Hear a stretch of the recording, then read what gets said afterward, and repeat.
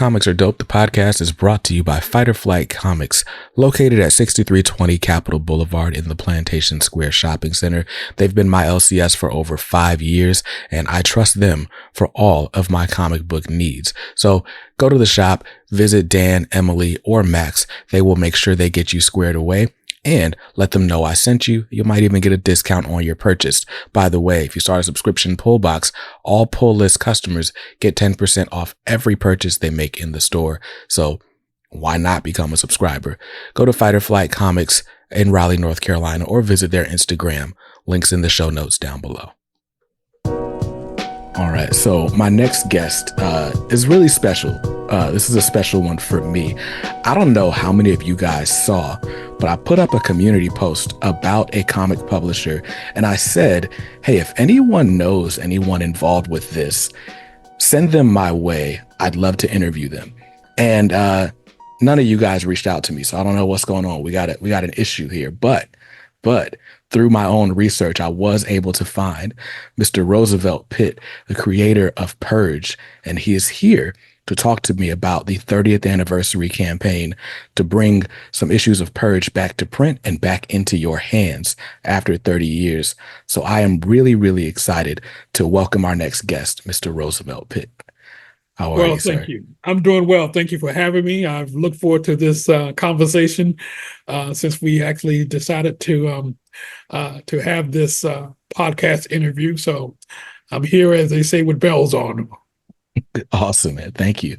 Yeah, and we talked a little bit offline, but I guess just to give further context, right? Like I'm in my early 30s, and for me, I was a student of history first, right? Like my major is African American studies. I just have fun doing these sorts of research projects. And so for me, I got into comics about 5 years ago. And as I'm getting deeper into comics and reading the stories that are coming out currently, I'm going back in the past and doing research on other stories, right? And I had a period where there was just a ton of me trying to get into, like, who were the Black creators? Who were the Black comics characters? Who was here for us, right? And I stumbled on Milestone, and my viewers know, like, we've talked about that. We've interviewed a few creators from there. And then, of course, as part of that research, I hear about ANIA because a lot of the press references you guys together, and because you guys basically came to publishing at the same time. And so it was like me doing this research. I'm like, wow, there are different approaches. There's all these different companies. And it's like, well, if these people are still walking the earth, I would love to talk to them and sort of document these stories on this platform. So I'm really, really excited to have you here. Well, again, I'm looking forward to sharing my experience and hope that it will help fans as well as potential creators who want to delve into the world of comic books because things have changed since 1991, not 92, when I started with Purge, but I actually started creating my own comic books back around 1988 when I decided that that's what I wanted to do as far as a career and to fulfill my own personal goals and purpose. Awesome. So what was the impetus for you to jump in and say, this is what I want to do? Well, for me, it was quite simple, at least from my standpoint. I wanted to produce positive Black superheroes. Now, I know that can be somewhat of a cliche to some degree, but for me, it was a way to present foundation of Black American culture in the most positive light without relying on stereotypes. For me, I've always felt that when it comes to Black superheroes, even though I enjoyed certain heroes from the mainstream comic book companies, a lot of them delved into, drugs, or they were ex-cons and things of that sort. And of course, those things exist. But as a fellow North Carolinian, I'm assuming there are a lot of farmers in the area. So yep. I was a farmer's kid. I grew up cropping tobacco. That type of thing. So where was the representation for a Black person like myself, who's never been in a gang or been in that type of environment? Um, and again, there's nothing wrong with the environment of New York and LA, but that's something that I didn't know. So when I wanted to look at creating superheroes, I said to myself, well, what would be my purpose? And for me, is to show uh, Black Americans doing their best, being at the top of their game. And since we have so much history, you said that you are a student of history, we have the Ida B. Wells, we have the Malcolm X's, we have the Thurgood Marshalls, we have the Booker T. Washingtons. Where are the superheroes based on their backgrounds or their Hmm. fundamental sensibilities and philosophies? You see, Hmm. you didn't see that in comic books when it featured Black heroes, and I wanted to bring that specifically to the forefront. Got you. And so you created Purge, who, and I grabbed Purge issue 0 on eBay a little while back. And thankfully it didn't cost me an arm and a leg. And it seems it's well preserved. Like this issue, I don't know if the first person that had it even read it. It's in great condition. But um, what I love about Purge is like he gives his whole like spiel like as to why he's on his mission, his purification agenda. Um, and this line is what stands out to me. It says, "The city must be cleansed by a man not clouded by anger or hate, but by one motivated by his love for the people. And that's what pushes him to do what must be done, not because of honor or revenge, but because it's the right thing to do and the right time to do it." I think that's I just really encapsulates who the character is and his motivations. But I thought that was really awesome, right? Like I think a lot of times when we think about a superhero being good for the sake of good, the one that comes to mind is Superman. And it seems like everyone else has like whatever agenda. Batman's getting revenge because of his parents, or, maybe he's got daddy issues. I don't know. But Right. it's like everyone else seems to have some sort of hard edge about them and they're on a vengeful mission. But this is just a purity mission, really, like you said, doing what needs to be done because it needs to be done. Um, why was it important for that to be the portrayal? Well, you really, said it even better than I could convey. I believe it's back to not having to rely on trauma. Mm, And Lord knows, as Black people, we have trauma. If you are descendant of slaves and that's your ancestry, there's nothing but trauma there. mhm, However, we also, as a group of people, Black people have always been the moral compass for this country. Those who are foundational Black Americans, descendants of slaves. And with that, we strive to do the right thing for the right reasons. And sometimes we have missteps, but as far as our culture is concerned as a whole, that's what we focus on. mm, So for me, I wanted to create a superhero who had that philosophy. And now I'm going to probably misquote it, so forgive me, but Martin Luther King Jr. said, if you see the good to do, you don't do it. You know, mm, that's evil. right. And again, forgive my misquote, but that's pretty much the gist of what he said. So that was a fundamental foundation that I wanted Purge to represent, as well as my own personal life. Mhm, And I wanted to interject that into the story. mm, And even though his story has evolved over time, that's still the basis of why he does what he does, mm, is to improve the city that he lives by purifying it of evils, but at the same time, purifying himself mm, also of some of the things that he has to overcome as far as his past that has been hidden from him. mm, So it all really ties in together about being the the right person for the right time for the right reasons. mm. Now, you talked about being a farmer's kid. My grandmother was a farmer's kid, and she's told us all the stories about cropping tobacco and corn and Right? all the things. They're from down east, Onslow County. But yeah, like I guess for me, I'm a suburb kid. I grew up in Raleigh, and by the time I came around, my grandmother had lived in New York for like 30 years. So I don't have that experience of being a farmer's kid. What are some of the values that were instilled in you that even you carried until now? Well, one of the biggest ones is entrepreneurship.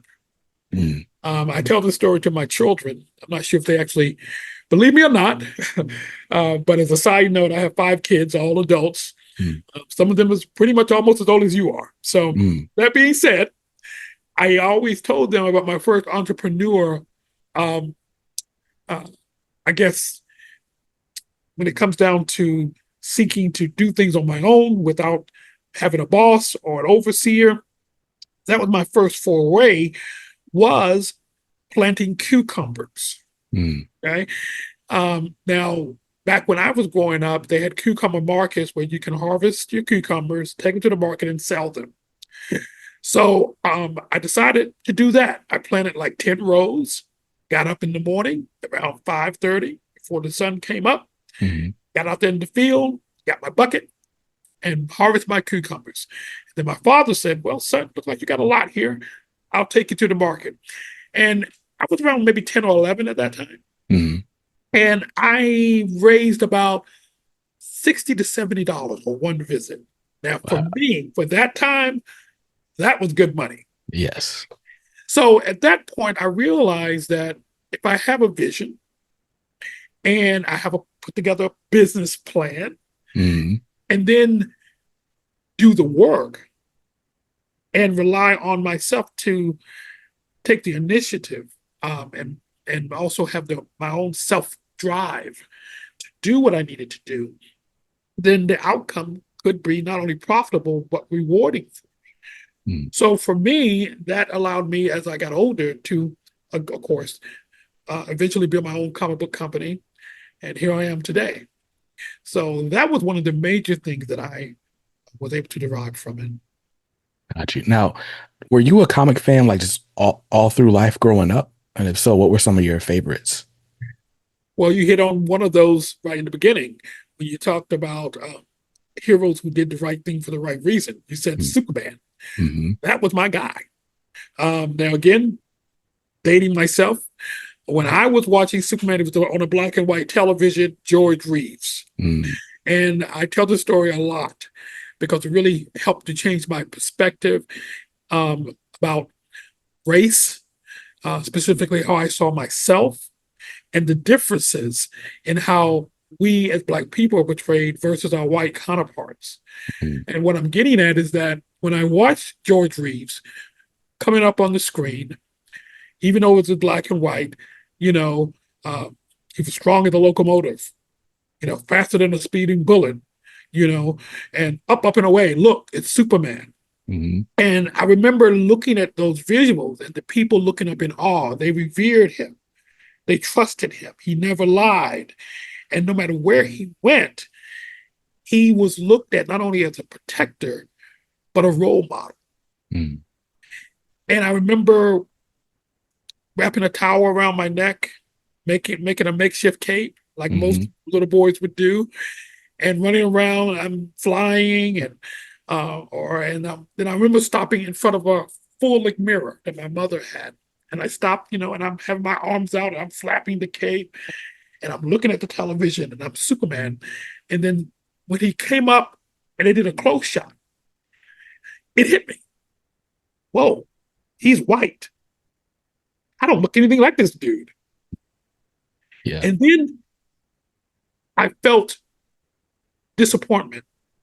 I Mm. felt lacking because I cannot do anything about this black skin. It is what it is. I'm going to Right. carry this until I die. So if I'm not able to change it, will I really be able to be Superman? You see? So that was my first, I guess, how I like to see it, realization.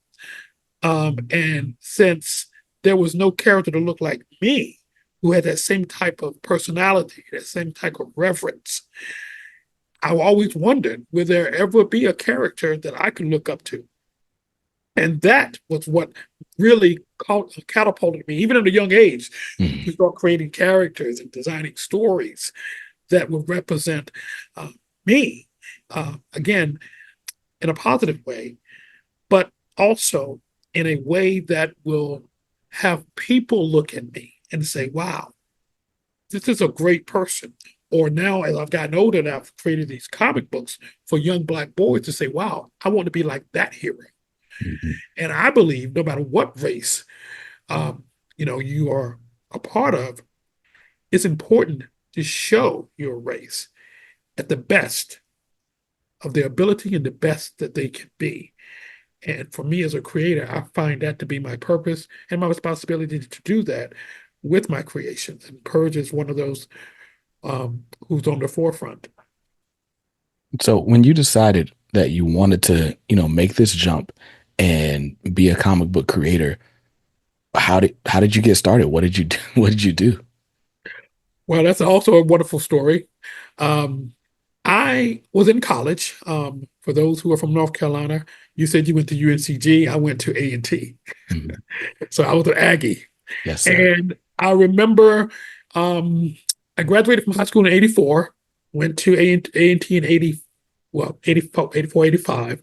And I remember around 86, I decided that I wanted to start my own company. I wanted to do comic books, but I wanted to find out exactly, is this a product that people wanted? So I took business classes, economics 101, supply and demand, and all that great stuff. And even though I learned a lot about how to run a business, I really still wasn't sure if what I was wanting to produce was really one needed and would be accepted by the masses. So one of the things I did was I went out with a recorder and a cassette tape, and I just stopped people on the side of the street. Most of them, of course, was on campus, but I would walk downtown and I would have my recorder and I would just stop people and I say, hey, look, I am doing a research on comic books, superheroes. I would like to ask you two questions. Can you name me a white superhero? Oh, yeah. Superman, Batman, Flash, Green Lantern, um, you know, um, uh, Doctor Strange, Thor, Captain America. I mean, and these are people who I knew didn't read comic books, Right. but they knew the characters, right? Mhm. So then I said, wow, that's a pretty lengthy list there. Okay. Second question, can you name me a black superhero? And you hear that bum, bum, bum music in your head because they just couldn't name one. And even though Black Panther and Luke Cage had been around, no one knew them in the Mhm. regular populace. If you were a comic book person, of course you would. But back then, as you know, comic books were on the newsstand. It wasn't comic book stores. Right. You see? So that was all I needed to hear, or in this case, not hear.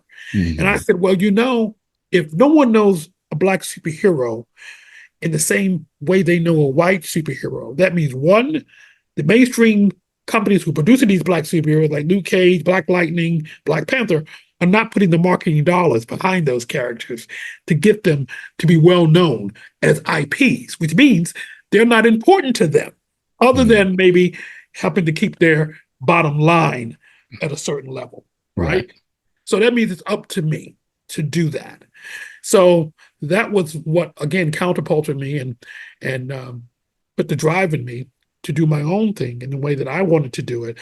And fortunately, Purge is still here 30 years later.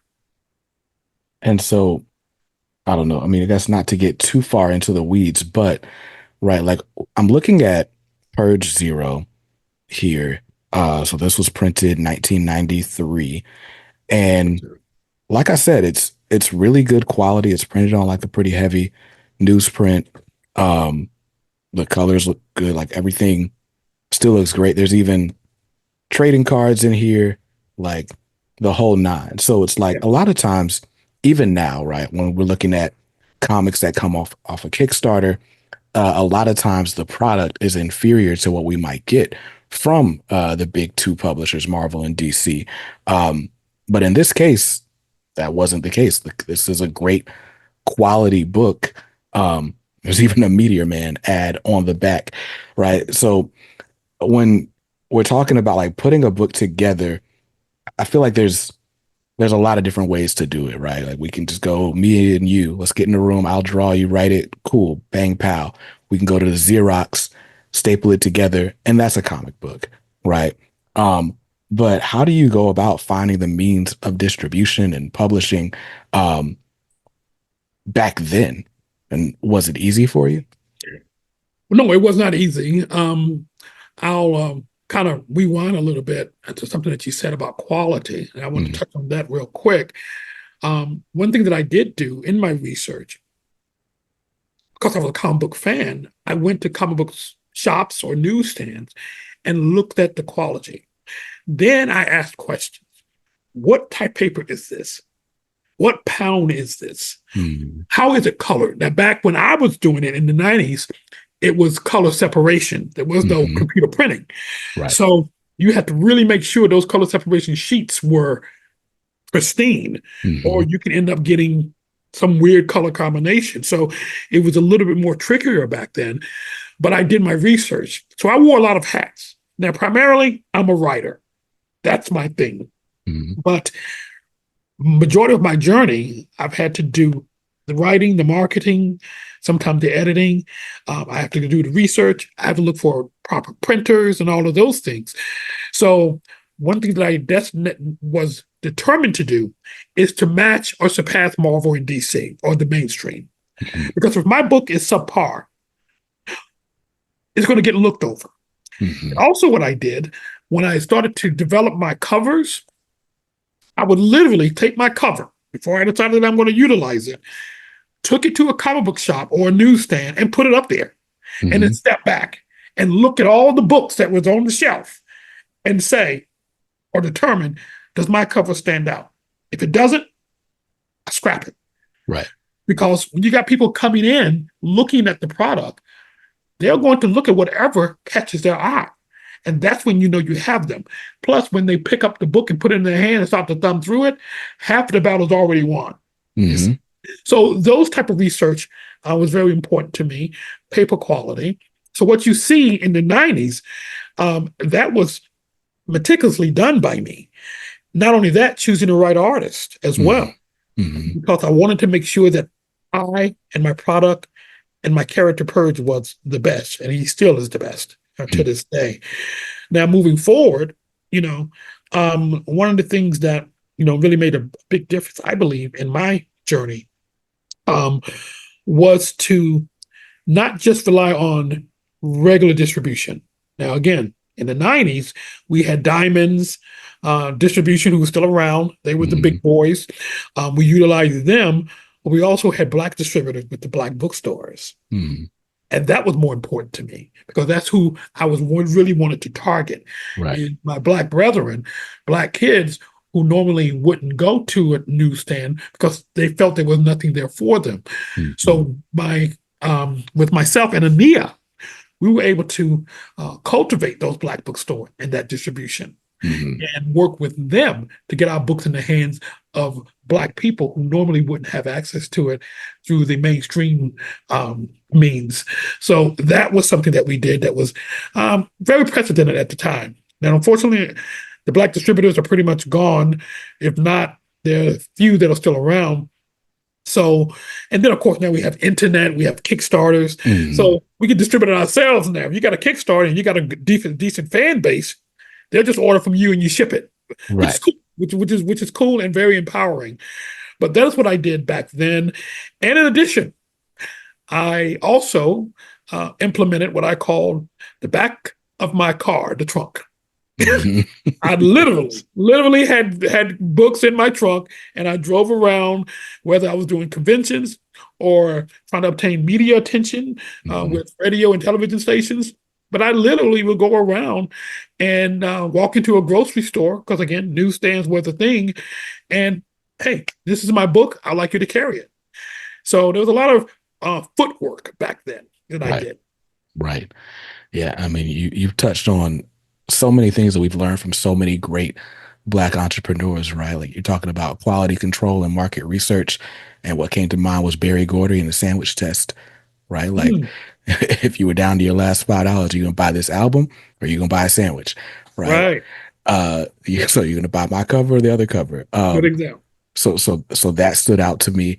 sell it out of the trunk, right? Like later on. Well, around the same time as you guys were doing this with comics, we started getting a lot of Southern rappers selling CDs out of their trunk, right? So Cash Money and No Limit, both based in New Orleans, both ended up getting huge distribution deals because they were able to prove that they moved so many CDs out of Sure. the trunks of their cars, just being regional and going to mom and pop stores. Um, and so there you are, right there in that same vein, in that same tradition. But something else you just touched on, right? ANIA. And Yes. what stands out to me about ANIA, I guess, again, just reading the history, but hearing it even firsthand from you, is the idea of cooperative economics, right? Like we just had the Epiphany Engine Kickstarter, Mhm. where something like 45 Black publishers just tossed all their characters in the ring, and they're going to be on this in this 200-page graphic novel that's coming out later or early next year.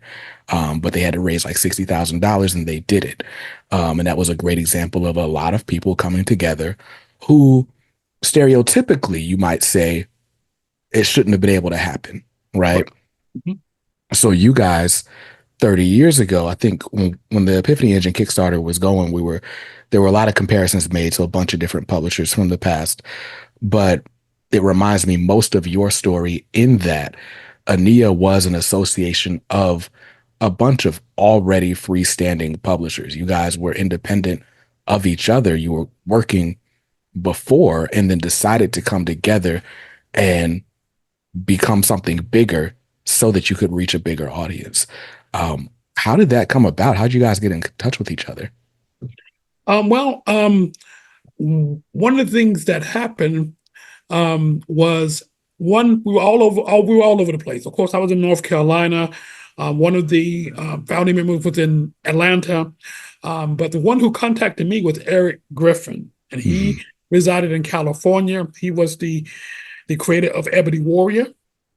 And at that time, been I just finished publishing Power Nights, Hmm. which was actually my first comic featuring a black superhero team who received their powers from unlocking their melanin. Hmm. Wow. And I had that book in one of the black distributorships. Hmm. Eric saw it, contacted me, and said, "Hey, Roosevelt, we can do more together than apart. Hmm. Okay, we can pull our resources, our money, our know-how, because we all are successful in separate ways. But I think we can do better together." So once we started talking on the phone, he brought in some other creators, Nabil Haj, Alonzo Washington, um, and we all got together and said, "You know what? I think we could do this." Right. And one of the things that I've always had a spiritual connection to, and I call it the Tulsa effect, Black Wall Street. You see, when we're not hindered, we as Black people come together and pull our resources, we can do amazing things. And Black Wall Street, Tulsa was a great example of that. And there were many others, Rosewood and Wilmington, the list goes on. If you're a historical buff, we had Hmm. a lot of Black um, communities that were thriving. Yes. So to me, it was drawing off of that ancestral energy, you know what I'm saying? Hmm. And so when the Nia was brought to me as a concept, I said, yeah, I want to do this, you know. And and once we got together, we said, okay, this is one of the things that we're gonna have to lay down as part of our foundation. Quality. The Hmm. art has to be pristine. When our books are on the shelf, it needs to look as good or better than the mainstream, you know. Hmm. But again, there were pitfalls. We were all independent, and we did not have white media money backing us. You Hmm. see, so we had to be very innovative, very smart in how we navigated our businesses as a team as well as individuals Right. to get the job done. And we did. We ended up selling for each book 1 million copies. Purge sold Wow. over 1 million copies when it first came out. That issue that you have there, Hmm. 1 million of those were sold. Wow. And we were featured, as you probably know, Entertainment Tonight, Of course, Newsweek, the list goes on. So we made a huge impact, and I'm proud to say that we made a huge impact because we did it our way without having to um, uh, fall under white media control. You know Hmm. what I mean? Yeah. And that made our story, I feel, even more special. Right. Right. No, for sure.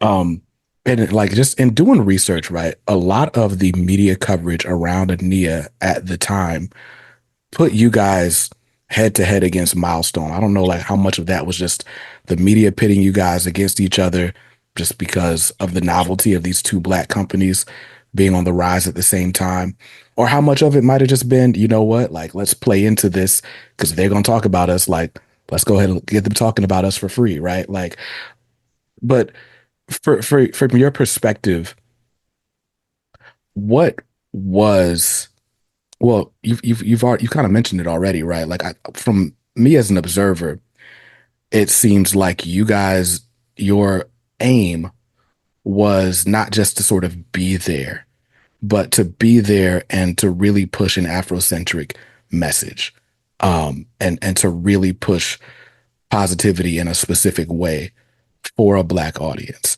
Um, but what did you make of sort of the media circus at the time?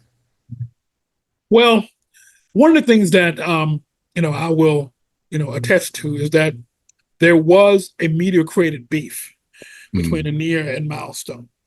And I'll be honest with you, there are some things that we had valid criticism of Milestone.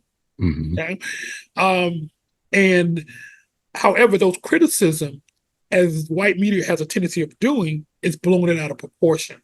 mm, Now, again, one of the criticisms that we had, and I'm not trying to delve into beefs here, but I'll right. just lay it out open. One of the things that we were concerned about, and we had criticisms about, is that some of the quality of the paper, specifically of Milestone books, were like newsprint. Mhm, While we made sure that our books had the best quality paper. So our criticism that we expressed was like, wait a minute, Milestone, you have the media machine of DC and Warner Brothers behind you, yet the quality of your books, the paper, the coloring, doesn't look as good as Image that has started to come out, or mhm, some of the other DC books that mhm, were out. We basically like, what's up with that? I mean, we don't understand. mhm, Um, so we had criticisms, and which were valid at the time. Um, mhm, but that didn't take away from the quality of the story. Dwayne McDuffie, I knew him. We did conventions together on occasion, as well as Dennis Cohen and others within the mhm, Milestone camp. Um, and, great guys. I mean, Dwayne McDuffie is one of the best writers in the game. mhm. When he passed, it broke my heart. Um, so unfortunately, the media took it and ran with it. And as I'm thinking about it, I compare it to the East Coast, West Coast rap thing. You Mhm. know, if you know rappers, and again, I'm not a rap historian, Right. I do know that a lot of that was blown out of proportion. Yeah. And there's nothing better for white media specifically to push is anything that shows conflict between black people. Right. And unfortunately, sometimes, if not all the time, takes away from our momentum. Yeah. So I'll throw this into the historical archives of your brain. Um, one of the members of, uh, of Milestone, he and I were talking right before our company went defunct. We were actually considering doing a crossover. Mm. And that was going to be my way of hushing up the media and beating them at their own game. Right. Because I knew if ANIA and Milestone came together and did a crossover and could at least collaborate, Mhm. that would shut and squash all of that. Right. And we'll all make money, you Yeah. see. So I've always had that mindset. But unfortunately, both of our companies, went defunct before we could actually see that off. And but that was one of the things that I wanted to see happen that unfortunately didn't come to fruition. Yeah. Yeah. No, I think it's important to sort of state, right? Just how much the media plays a hand in it, right? Even I'm looking at this article. I've got this Newsweek article in front of me, and the tagline on this article is "The Clash of the Black Comic Book Titans," Right, right? And this is dated August 1993. Neither of your companies had even been publishing that long, right. right? Like y'all had just both stepped into the game, and they're like, "All right, fight head to head," right? Even there's this picture of Icon here, and it says Afrocentrist versus mainstreams, trying to put Zwana against Icon and Rocket. And I think that's just it's sensationalism, and we see it. I see it now on YouTube, right? Like it's so much easier to get the clicks when there's something negative involved, or you know, But the thing is, that when you look at it for what it is, and again, this is my perspective, and I stand by it. You don't see an article like that with DC and Marvel. right, You don't see an article like that with DC versus Image. If you look at when it comes to our culture, you have Michael Jackson versus Prince. right, Why? Both of those are one of the top artists of all time. hmm But I remember seeing so many magazines. Who's better? Who's has a beef with who? right, You see that with black artists or black creators. I don't really see that with white counterparts. You don't see Elvis pitted against uh, Jerry Lee Lewis. right, you know, right, yeah, see, so it's all by design. hmm And what I've done or tried to do throughout my career is to avoid it at all costs, or try to do more collaborative works where we can show that as black people we can come together. A little do a lot, or a lot do a little to get the job done. And that's always been my focus. absolutely. So ANIA was yourself, Eric Griffin, Nabil Haj, um, Alonzo Washington was there for a bit. Yeah. Uh, but there were a lot of you. And like you said, you guys sold 1 million copies a book, right? Like, so you guys made a splash. Um, what happened? What happened to ANIA? Well, um, my perspective is um, different value systems when you get down to it. Hmm. What's the old saying? Uh, Too many chiefs, not enough Indians. Uh-huh. That old cliche. Um, that was a part of it. I had a certain vision for Purge and where I wanted to go, and Nabil has his, and of course Eric had his. And although we saw great success, we didn't really take a lot of time to discuss if our value systems actually align, Hmm. and that's important. You Yeah. see, for example, my books uh, rarely, if not at all, have profanity. Okay, Hmm. I don't like it. I don't think we have to use profanity to get the point across. Now, I do know as time has gone on, it's pretty much almost like a second language to a degree. But for Right. me, for my value system, I don't want Purge throwing out a lot of F bombs. Hmm. That's just how I built my character. Now, some of the other members felt differently about that, which is fine. Hmm. But what ends up happening, if I'm going to team up Purge, let's say with Zawana, okay? Right. I'm not saying Zawana was that type of character, but I'm just saying if I have him team up with Zawana, and there's going to be a conflict there with the creative aspect of it, but also with the character themselves because they don't align. Right. And what I mean by that is, you can have a Batman and a Punisher, and that can be a great story for maybe like a one-off. But if Hmm. you in a group where these are part of a unique combined universe, then there's always going to be some issues with how those characters can really interact because everybody owns their separate IP. Yeah. And that was part of the problem or the challenges. And also, just to be totally frank, a lot of us was very young back then. I was in my early 20s and still learning the business game and how to market. So there was a lot of things that we lacked in learning how to run our businesses that also caused us to kind of falter here and there. Mm. But again, sometimes you have to have the on-the-job training sometimes. Yeah. Yeah. And I think we all grew from it. But I believe that one of the issues was the fact that our value systems just didn't really align. Well, no, that's fair because you guys were, four guys from different parts of the country, and I mean, at that time, might as well have been different worlds completely. Um, which is not to say that you couldn't get along, right? Like we can get along as people, Sure. but value systems are value systems, and especially at that age, people can be stubborn, like, and you owned your property, so it's like I'll just take my ball and go home, like it could certainly be that way. Well, excuse me, I'll give you a quick example. One of the things that we had, excuse me, let me get a drink of water. Okay. That was a um, a barrier. Hmm. Was I remember when we was at our height. Again, USA Today had came out, Newsweek, and all of those articles. And I was at San Diego Con, and we had at that time Kenner and every toy company coming to us to want to make toys or trading cards, right? Hmm. And since I was one of the only creators who was out there doing consistent traveling with conventions, they would come to me and say, "Hey, are you with the ANIA?" "Yes, I am." "Well, we would like to do a toy line." "Oh, wow, that's great." "Okay, so how do we get this done?" "Oh, okay, well, I can give you permission to do Purge, but I Hmm. can't speak for the other guys."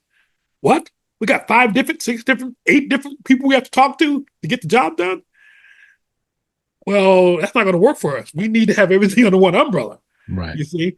So that's what I meant by too many chiefs. Hmm. So that hindered us a lot. Now, we didn't know that was going to be that way going into it because we were new to the game.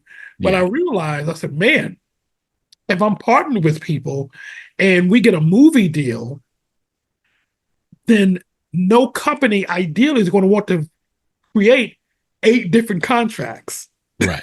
You see, Right. every individual person own their own IP. Hmm. So that taught me something. And that, of course, also contributed to our demise. We weren't able to really come to terms on things because we all want to do our different deals. Let's say my deal was a 70-30 split. Hmm. Okay. Well, my partner may want an 80-20 split. Hmm. You see? So what ends up happening, the company who's wanting to deal with us with toys or whatever, they walk out because there's too much differences in how we see things. Hmm. So again, it was a learning experience. I don't regret it at all, but it allowed me to um, be smarter moving forward as I continue my career. For sure. And so I think this is a great point to kind of stop and have a teaching moment, right? And just to be very clear, this is not legal advice. I'm not a lawyer, but I think one way, because I know a lot of indie creators who are in this space now, and they'll team up from time to time, right? So just kind of thinking loosely of a structure that could protect you against something like that, right? Mm, Let's say a NIA, you establish a NIA as a separate company, right? You guys all want to own your individual IP. Cool. You own your individual IP, but you license that IP to a NIA. And you have to write out the terms of that license. So it's like you're giving a NIA the right to exploit this intellectual property for use in television, films, toys, games, or what have you. And then also in the contract, there would need to be a clause basically saying, or you guys appointing whoever the registered agent is going to be to mm, basically act on Ania's behalf. And exactly. so that what you're doing in that moment is you're giving that one person the power to say, whether it's a 60-40 split, a 80-20, whatever I decide that I'm going to agree to with this company, that's the deal for all four of us. And cool, right? Now, again, it still takes willing parties to do all that, Mhm. but that's a way that you can do it. You guys still own everything and you're moving forward. And that way, if you are that registered person, now you're at the con and you can do business with Kenner and not have to wait for the other four. You already got those agency rights. Exactly. Now, again, that's something that we didn't know back then. Right, right. And I remember Dwayne McDuffie speaking about ANIA because we were all clashing. The media was pitting us against one another, and he said something that I thought, well, I felt offended by Mm, back then. But now that I'm older, 30 years later, I see the wisdom in what he said. And he said that when he looked at ANIA, he felt that we were doing comic books as a hobby and not as a business. mm, And I was offended. I'm like, man, I got my business registered. What are you talking about? But then when I look back on it, I see the wisdom of what he meant.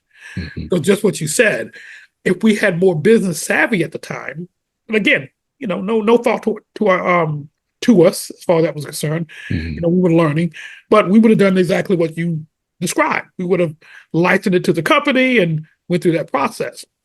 But we were five, six people who love superheroes, who want to do our own comics our own way. And, we felt that doing it together, we would get farther. But again, there was a lot of business knowledge that we just didn't have. And I Mhm. went to business school, and there was still some things that were lacking, Right. once we launched.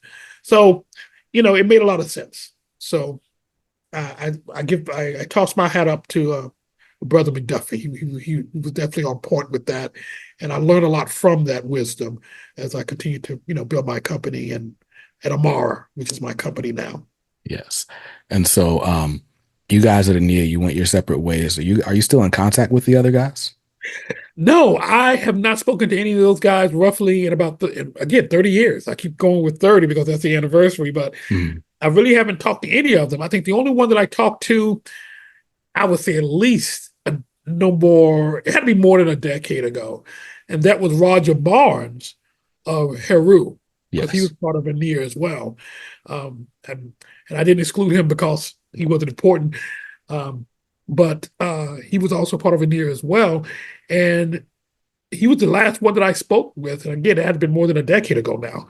I haven't spoken to any of the guys. And one of the things that I would love to do, if they happen to listen to this interview podcast, I know at a ANIA reunion would blow people's minds.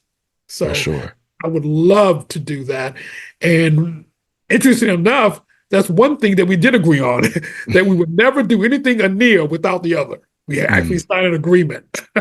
So I'm not allowed to do anything with any of the other characters unless everybody is in agreement. So again, if they're out there listening to this, let's do that, and satisfy the masses and have a ANIA reunion. that would be cool. I would certainly buy it. So okay. And so obviously, the story of Purge doesn't end where the story of ANIA ends. So how do you go about just sort of continuing the legacy and publishing of Purge at post ANIA? Well, after ANIA disbanded, I began a new company called AMARA, and I wanted to still continue to focus on my ancestral energy. So Mm, I chose the Swahili word AMARA, which means immortal mm, or eternal. And that's how I see myself as a creator and what I put out there to be eternal. Purge, I have no doubt is going to be around long after I pass on and move on to another level of existence. mm, So for me, I just went back to basics, learning more about business, um, learning how to build a better business plan, speak with investors, know the language. Again, wear those other hats. And there was a time for a few years that I was burnt out, started to have children, build a family, that type of thing. So I took a hiatus from it. Then around 2011 or 2012, I said, you know what, I need to get back to my passion. mm, So I reopened AMARA because I had mm. closed it, defunct at that time, and then I started AMARA Entertainment LLC, and alone, by myself, I was pretty much renewed, and I decided to, revamp Purge. So around 2016, Mhm. I was introduced to crowdfunding and Twitter, Right. Facebook, and all of that, and started to learn how to work that arena. and did a campaign, and then I reintroduced Purge, passed unspoken, the new direction, Mm, and I'm still working on that series now. As a little tidbit, once this campaign is over, revisiting Purge and the 30th anniversary celebration, we will be working toward creating a crowdfunding campaign for Purge Past Unspoken issue 3 to keep the series moving. mm. And so with this sort of this new second wind, right, with AMARA Entertainment, uh, Purge has new life. What what different strategies are you employing now, right? I've seen you I want to say you had a partnership with like a museum. You've been working with different local organizations. But how are you distributing Purge? Because I guess so much of your story or what you've expressed has been like a desire specifically to see Black kids affected by this hero. And so it's like the crowdfunding is great and, social media is great. But I'm sure there's a part of you that's also like, let me go to the libraries, let me go, to the streets, so to speak, to make sure there's visibility there. So what different methods have you been employing over the years? Well, one of the things I've employed, of course, like I said, is crowdfunding. I do also formulate my own website. Mhm. Now, I'll be honest, it is down right now because we're restructuring it. We're going to be improving it. So it'll be coming up soon with some whole new content, just to let everyone know in case they do visit and it's down. It will be up soon. But one of the things that I've learned to do is to really use the internet to have a global impact. Mhm. Okay. I'm not with any distributorship like Diamond. So I'm looking at continually building my knowledge surrounding crowdfunding campaigns where I can be empowered so that people Mhm. will come to me using these crowdfunding campaigns to buy my product. Now, the strategy is gain trust. I started out with a few Kickstarter campaigns when I was learning how to navigate them. And then we had COVID, which threw everybody into a tizzy. Mhm. So now it's rebuilding again for a lot of us as creators. Because unfortunately, when crowdfunding started, there was a lot of kinks in it, a lot of bugs. A lot of people didn't get their product that they thought they would. So there was a lot of distrust out there. So I think for myself and other creators is gaining an audience, structuring your product to make sure that it's in the hands when you say it's going to be, to make sure that you continue to build your integrity. So crowdfunding is going to be a huge part of that for me. Um, so this first or this campaign I'm running now is sort of like a springboard for that for me moving forward.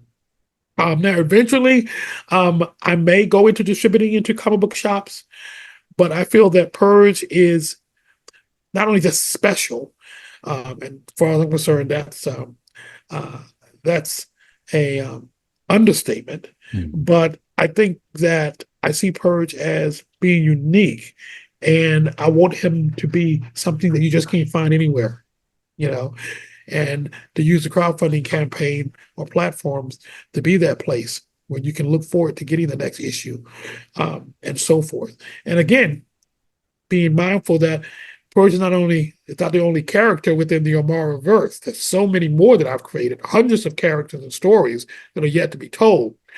So there's going to be a flood of wonderful stories coming from AMARA Entertainment LLC, utilizing campaigns, but also utilizing other resources such as conventions and things like that. Mhm. So all of that is woven into my strategy. Awesome. Awesome. Now you talked about sort of retooling Purge back in Yes. 2016. What would you say are some of the key differences between Purge of today and Purge of yesteryear? Well, Purge of Yesteryear, those who have read the books, we only came out with three: Purge Zero, Purge One, and then Purge Preview, Mhm. which was another stab at revamping him. Now, um, I have changed the story or recon the story, I think it's the terminology we like to use these days, Mhm. where he is a highly technological, advanced individual who has Mhm. created technology that not only he used to purify and as purge, we also help it to revamp and innovate Winston-Salem, North Carolina, which is where the story is placed. Hmm. Those who don't know. But in the story that I have actually developed, Winston-Salem has evolved into New Salem. Mm. And New Salem is the first techno city in America. And on top of that, it is predominantly populated by Black people. So the easiest way to explain that is think of Wakanda, but in America, Mm. with American politics and all of those things woven in. So when someone visits New Salem, which was Winston Salem, they also know Purge, or AKA his alter ego, Richard Kincaid, as one of the top technological minds of our century. And he is also looking to purify himself because he was abducted as a child. Mm. And a clandestine group put an implant in his neck that helps him to control his bodily functions, you see, Mm. and enhance Mm. his brain power, not only as a martial artist, not only as a technological inventor, but also it helps him to control the nanotechnology that he utilizes as he fights crime and evil as Purge. So the story has taken a real interesting direction over the years, and now Purge has continued to grow as that character who not only purifies himself but keeps the city that he protects purified by making sure that the technology that he helped created doesn't get in the wrong hands or spill out into the world and does even more damage. Mm. Yeah, that's crazy. So Purge said, "Move over, R.J. Reynolds. I'm running this city now." That Exactly. is that is awesome. Now, man, so now I'm like, dang, I need to get the new Purge. I, I got old Purge. I need this new nanotechnology powered Purge. And I think that's a perfect segue to talk about this Kickstarter campaign. So here's what I'll do. Let me share the screen here. Um, I'm saying Kickstarter. This campaign is actually on Indiegogo, It is. and it is the Purge Revisited 30th anniversary celebration. And Yeah. so you guys can see it on the screen. By the time you are watching this, there's actually about 7 days left, but you're already almost 80% of the way to your funding goal, Yeah. um, which is awesome. But just let's look at some of the perks. So we've got Purge issue 2 Mhm. and got Digital Explosion. So you got the Blackout issue 2, Purge issue 2, and a PDF. And then you've got physical copies, um, the inside the AMARA verse pack, which Now that has one, if I can speak on that real quick, and that was a special one. Now that introduces some of the other superheroes in the AMARA verse that I mentioned. So if someone is interested in learning more about what's in store, and they may already have Purge issue 1 that came out in 2016, this will be a great opportunity for them to get introduced to some of the other characters mm, within the AMARA verse. And these are preview books, so it's a great starter pack for those who may be interested in learning more about the other heroes. awesome, awesome. And then so let's talk about the Purge 30th anniversary. So because I see there's issue 2 in the rewards. What is the 30th anniversary special? Is that starting it from the beginning? It starts from the beginning, and it has, of course, a brand new cover, but it has a extra backup story that gives insight into Purge's early years once New Salem was formed. Mm, And it has him pitted against one of his ongoing main antagonists, which is the character Threshold, which is on the cover. got you. Okay. Very cool. Now, who did this cover? Because it looks. The cover was done by Alan Goldman. Mm, Um, then it was painted by Diego, and I'm going to just say Diego because I don't want to butcher his last name, mm, but his name is should be on the campaign. okay. And he painted it, did a wonderful job. Looks really good. And then we've got like just some news clippings just showing the history of Purge. Um, and even some of the articles that we mentioned earlier, even all the way up to the Epiphany Engine campaign, which just ended. And so got Blackout, the eradication protocols. That looks really cool. Now I'll touch a little bit on that. Okay. Blackout was a team up book with Purge and the brother. And that character is not my character. That's the brother's owned by Jay Kelly. And we decided to do a crossover. And we have two issues of that done already. And basically, what's great about that particular story that I wrote, it chronicles the dilemma of New Salem being destroyed in the future. Mm, Brother is actually a time traveler, and he learns that New Salem is going to be destroyed again, like Tulsa, mm. but even worse. So he comes back basically in time to enlist Purge to help him to stop that from happening. Got you. Very cool. We got Purge number 2 here. We've got some preview pages from the interior. Yes. I really like this lettering. Um, Man, this looks awesome. Now the pages that you just saw Mhm. was illustrated by Nito Diaz, Okay. and the other pages, as you continue to stroll up, were um, illustrated by the Zong brothers, which are the main artists on the Purge books. Okay. Nice. This book, I love this art style. It looks like it's taken straight out of an animated TV show. Like I could see this on my TV. Well, that was the purpose. The Zong brothers um, love anime in Mm. general, and their style um, shows that. So when I saw their work, I said, if I work with them, I can not only have a comic book, but I can have a storyboard if I want to translate it to animation later. Right. Right. So they were able to, give me something that I can utilize in dual ways. Nice. Man, this art looks really good. And so, I mean, I could look at this all day, but keeping going with the perks, we've got a purification pack. So that's a printed set. Looks like you get, was this all 3 issues? You Purge? get the well, when I first reintroduced Purge after I Hmm. came off of my hiatus, I developed with Keaton Jones at the time. I was part of Kid Comics, and he illustrated the preview book, which is like 4 pages, kind of Okay. introduce you to Purge. That led to Purge issue 1, and then of course Purge issue 2. Okay. So you get that, you get the preview and then the 2 issues Exactly, in the the two full purification issues. pack. Got you. Okay. And then the past, present, future is a graphic novel. What's that include? Now that includes all of the books that I did in the 90s, every Mm, one, reprint, but I collected it in one volume.